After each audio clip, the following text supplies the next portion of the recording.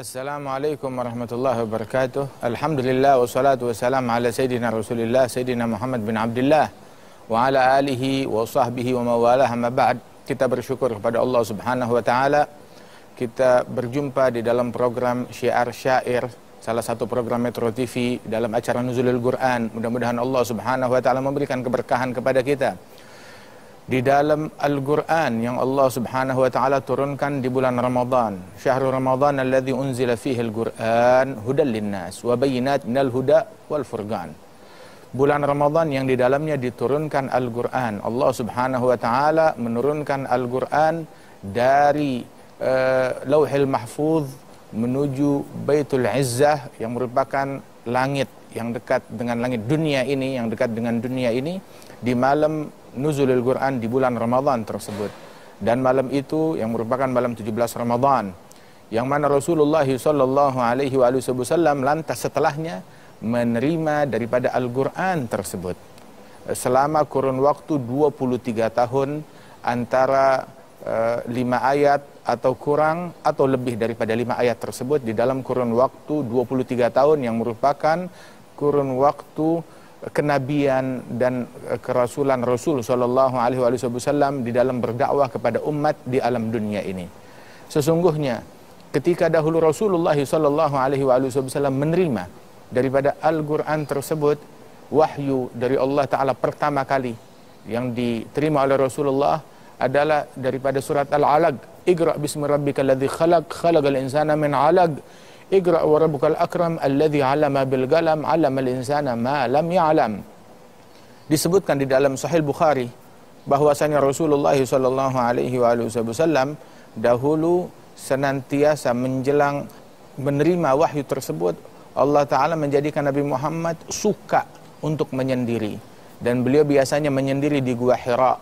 Dan ketika menyendiri di Gua Hira berhari-hari bahkan berminggu-minggu hingga bekal beliau habis. Ketika bekal makanannya habis, beliau turun ke bawah dan Siti Khadijah beliau membawakan bekal untuk Rasulullah sallallahu alaihi wasallam di bagian bawah bukit dan gunung tersebut. Berjumpa di sana, kemudian Rasulullah melanjutkan lagi dari khalwatnya beliau, menyendirinya beliau berzikir, yatahannas, berzikir, berkhalwat, beribadat kepada Allah Subhanahu wa taala. Hingga di suatu malam datang malaikat Jibril kepada Rasul sallallahu alaihi wasallam dan memerintahkan kepada Rasulullah, "Iqra, bacalah." Maka Nabi Muhammad sallallahu alaihi wasallam mengatakan, "Ma ana biqari." Aku bukanlah orang yang dapat membaca. Kemudian juga dipeluk oleh malaikat Jibril. Rasul menyatakan, "Hatta balagha minni al-jahd." Hingga aku merasakan sesak untuk bernafas, sulit dan perasaan berat. Maka kemudian malaikat Jibril berkata, "Iqra, bacalah." Nabi Muhammad mengatakan, "Ma'ana bigari." Hingga 3 kali daripada peristiwa tersebut. Kemudian Rasulullah dibacakan, "Iqra bismi rabbikal ladzi khalaq, khalaqal insana min 'alaq, iqra wa rabbukal akram alladzi 'allama bil qalam, 'allamal insana ma lam ya'lam."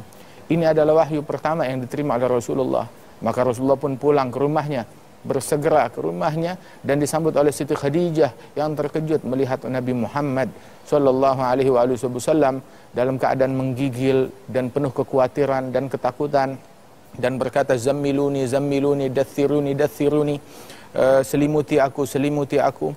Maka diceritakan peristiwa itu oleh Rasulullah kepada Siti Khadijah. Dan Siti Khadijah mengatakan, "Jangan khawatir, demi Allah, Allah tidak akan mengecewakan engkau. Sesungguhnya engkau adalah orang yang selalu menyambung silaturahmi, dan orang yang selalu membantu manusia-manusia yang kesulitan, yang ditimpa musibah, dan orang yang selalu memberikan kebaikan dan menjamu para tetamu." Ini sifatnya Nabi Muhammad SAW bahkan sejak sebelum turunnya Al-Quran. Karenanya itu Nuzulul Quran, malam Nuzulul Quran, malam turunnya Al-Quran, atau yang diungkapkan juga adalah malam Lailatul Qadar. Lailatul Qadri khairum min alfi syahr. Inna anzalnahu fi Lailatul Qadar. Wa ma adraka ma Lailatul Qadar. Kami turunkan Al-Quran di malam Lailatul Qadar, yakni daripada bulan Ramadan tersebut. Malam Lailatul Qadar lebih baik daripada 1000 bulan. Dan 1000 bulan itu apabila dihitung lebih kurang sekitar lebih daripada 83 tahun. Barang siapa yang mendapatkan taufik untuk beramal ibadat di malam Lailatul Qadar, maka ibadat dia di malam Lailatul Qadar itu bagaikan ibadat 1000 bulan ataupun 83 tahun lebih, seperti dia beribadat kepada Allah Ta'ala selama 83 tahun. Mudah-mudahan Allah Subhanahu wa Ta'ala senantiasa memberikan taufik, hidayat dan bimbingan kepada kita sekalian hingga kita dapat memakmurkan malam Lailatul Qadar, mendapatkan taufik dari Allah Ta'ala memakmurkan malam Lailatul Qadar dengan hal yang diridhai oleh Allah Ta'ala. Malam 1000 bulan, jadikan itu 1000 bulan zikir, 1000 bulan Al-Quran, 1000 bulan sujud, 1000 bulan tarawih. Jangan 1000 bulan gosip, jangan menjadi 1000 bulan mengumpat, jangan menjadi 1000 bulan sibuk dengan nyanyian atau lagu-lagu yang tidak baik, tapi dengarkanlah daripada hal-hal yang baik, terutama yang isinya sholawat kepada Nabi besar Muhammad Sallallahu Alaihi Wasallam, yang menambah semangat kita untuk sholawat dan mencintai dan merindukan Rasul Sallallahu Alaihi Wasallam. Di dalam hadis, man shalla alayya salatan wahidatan sallallahu alaihi biha asyra, yang bersalawat kepadaku satu kali, Allah Ta'ala bersalawat kepada hamba tersebut sebanyak 10 kali. Sabda Rasulullah Sallallahu Alaihi Wasallam. Barakallah lana wa lakum insyaallah fi syahr Ramadan wa fi Lailatul Qadar, wa wafaqanallahu wa iyyakum lis-siyam wa lil-qiyam wa li irda dzil jalali wal ikram. Alhamdulillahirabbil alamin.